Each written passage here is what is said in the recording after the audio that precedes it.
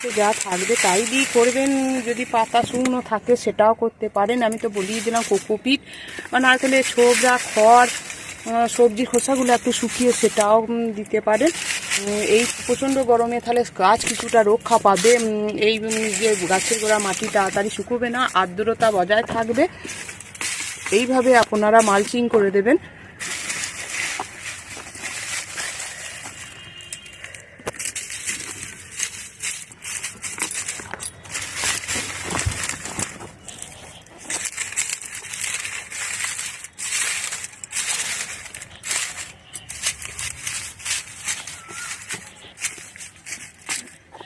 বন্ধুরা, আমার এই গাছটা মালচিং করা হয়ে গেল।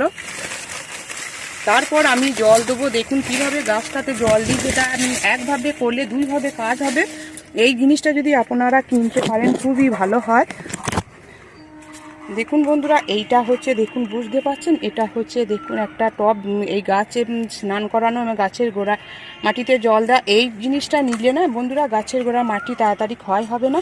এইভাবে আপনারা জলটা দিয়ে দেবেন, তাতে গাছটা স্নানও হয়ে যাবে। দেখুন কত সুন্দর লাগছে। দেখুন এইভাবে দিয়ে দেবেন। গরমে গাছে আপনাদের শুধুমাত্র গাছের গোড়া মাটিতে জল দিলে হবে না, গাছের পাতাতেও ভালো করে গাছটাকে সকাল বিকাল এইভাবে স্নান করে দিতে হবে। যদি পারেন একবারও অন্তত পক্ষে এই প্রচণ্ড গরমে আপনারা গাছগুলোকে এইভাবে জল দিয়ে স্নান করিয়ে দেবেন।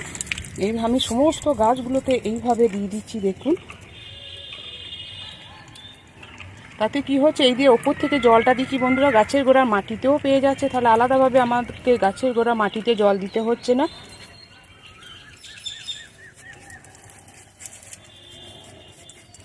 তাই যে সমস্ত বন্ধুরা আমার ভিডিওটি এতক্ষণ ধরে দেখলেন, নিশ্চয়ই ভিডিও